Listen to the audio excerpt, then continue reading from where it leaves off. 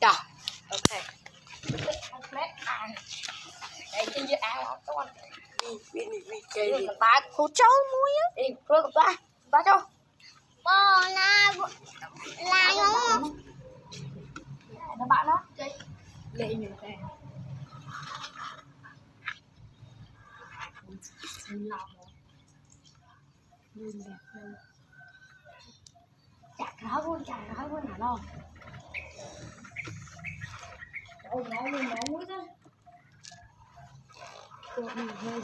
Ông ơi, ăn chụp ai trời. Ê à.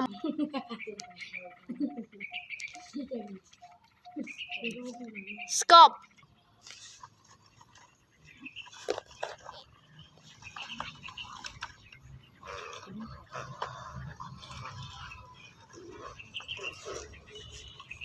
Anh Châu đi sang này. Okay.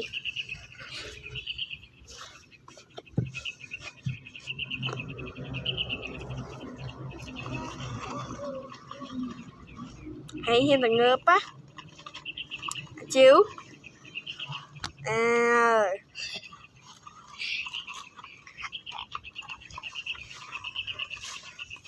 Scop.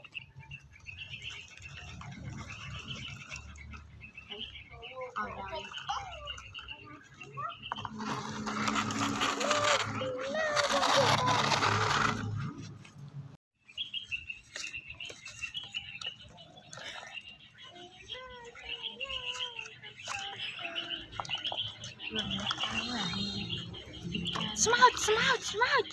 Nè. Chơi mãi à, không phải tham chiến anh luôn đấy.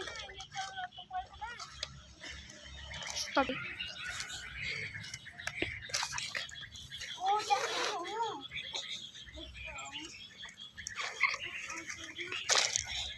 Rồi nó bỏ vào con.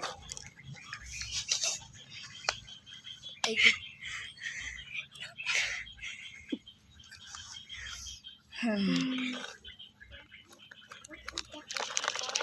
Mạnh em. Đang thoát từ trên giáo đây nhỉ. Lấy lỡ à bông mây kia hốt. Hút mò. Tập bê với cái mắt thọt mà. Hay là giật đầy bằng từ sạc bởi xe tức. Tết. Nhưng thật là tờ. Đây. Thôi là đây. Cô dừng lại. Chị, một lực ít. Bỏ lên. Cọp 7. Cọp.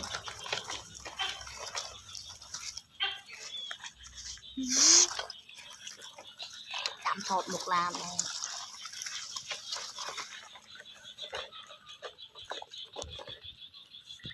Scop. Bên đây là một cái anh tăng đây cứ hoành ta cắt cá đây nha. Bên fly.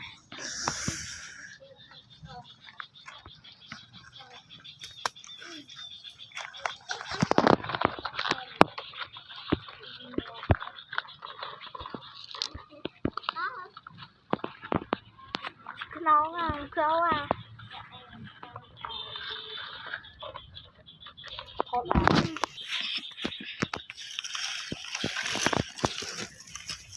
ủa mà ai làm khi cháu cái cháu ở trên sắt. Trong cháu là gì? Anh cháu rồi.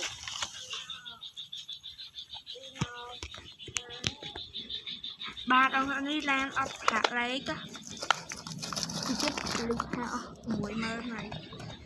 Chà, phải đặt bia nó nhìn nó chứ. Bập liên việc mà ao ba tay. mình dục lẩu ấy.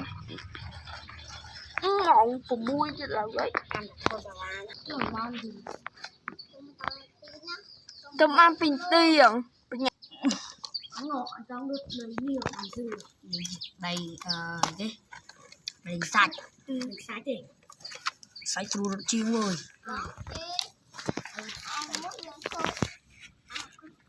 Anh lâm mà bra này giờ là anh cho hai mươi. Ai đưa bra này. Đưa làm đi lại kẹt. Kẹt vậy đi tu vậy. Má Còn đó đục mà la nữa chứ. Nào, tới con lại tắt cho camera. Trời ơi. Lâm mà ôi lươn muối lươn à chịu anh lươn á chịu giờ nó mới cái nhanh giờ cái đi